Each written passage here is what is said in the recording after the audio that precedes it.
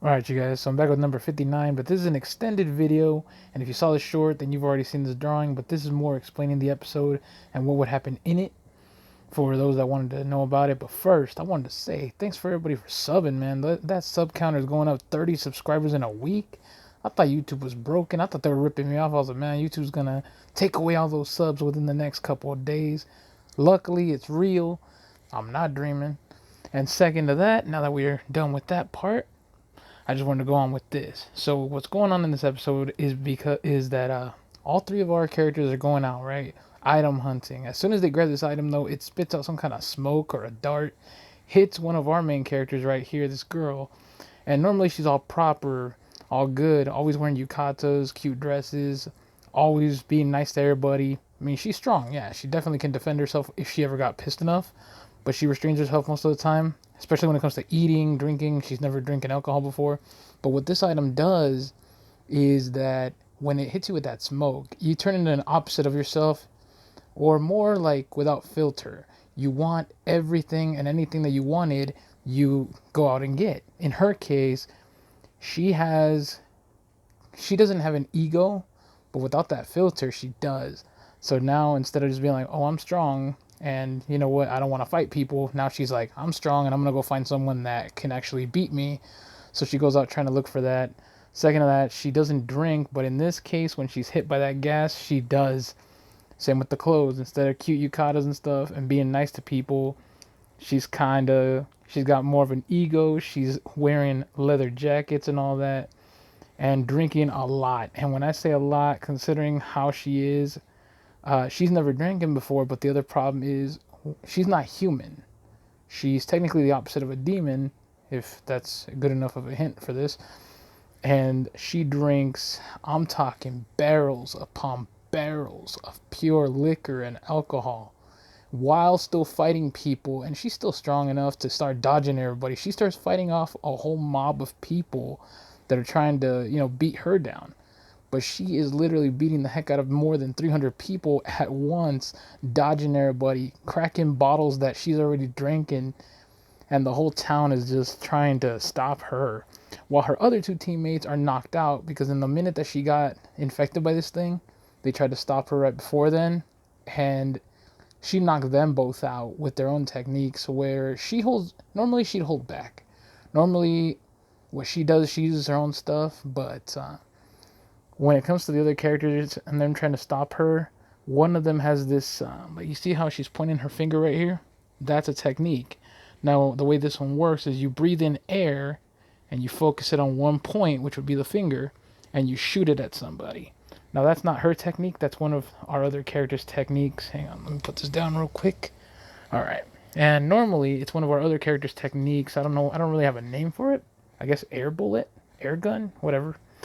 And our other character tries to shoot her with that same technique, and since she has no filter with him, and normally they're brother and sister, so they're pretty good with each other.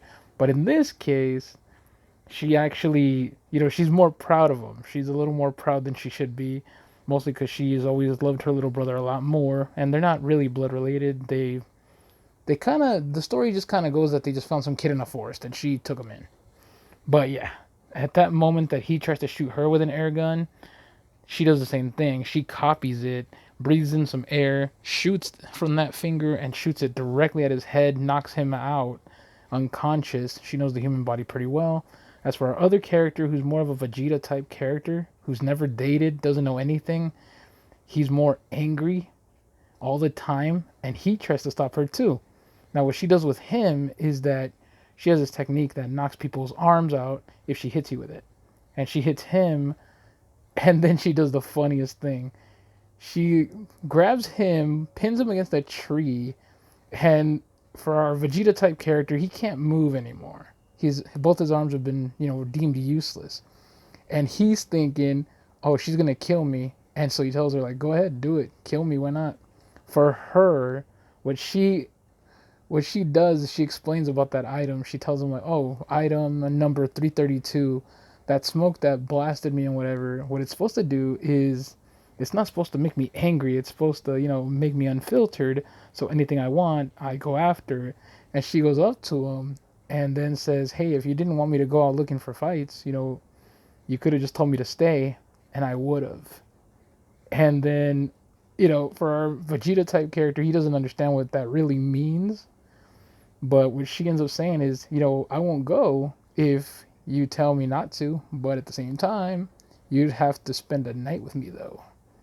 And like I said, normally with Filter, if that item hadn't hit her, she would never say this to him. But now that she's going after whatever she wants, he's one of them.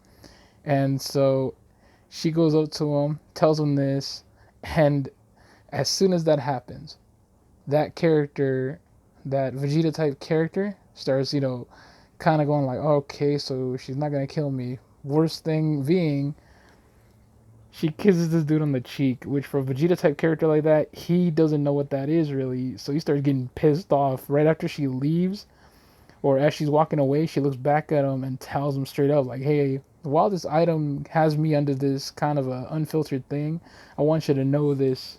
And she tells him straight up, I always thought you were cute, by the way. Kind of in a egotistical, kind of evilish kind of way. And she starts walking off. Our other character can't stop her. He's, kind of flustered, kind of blushed by this.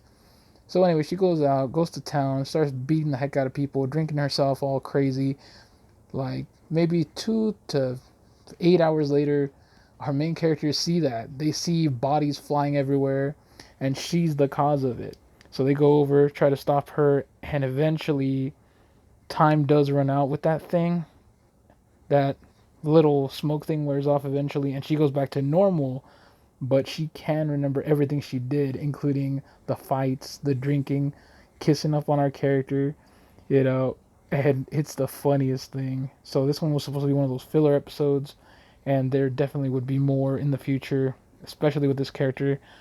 Same with the clothes. Like I said, instead of yukata, she slapped this on. A leather jacket, this black shirt, has the chest not exposed, because that black part right there is supposed to just be the shirt outline that's just kind of there. Yeah, but she kind of exposed herself a little bit on the top there. I don't know if you can see that. But anyway, that's just how she'd be on this non-filtered thing, non-filtered item. And it was kind of a good episode for me. I honestly like the filter because I got to see her when she doesn't hold back. I got to see her literally fight the heck out of everybody, really get into beating the heck out of everybody instead of just being, so proper and held back. So for me, it was really fun to make and really fun to imagine. And that's all I wanted to say on this part, just in case. Yeah, it's a little rushed, so not sure. But anyway, I'll see you guys in the next one. Peace.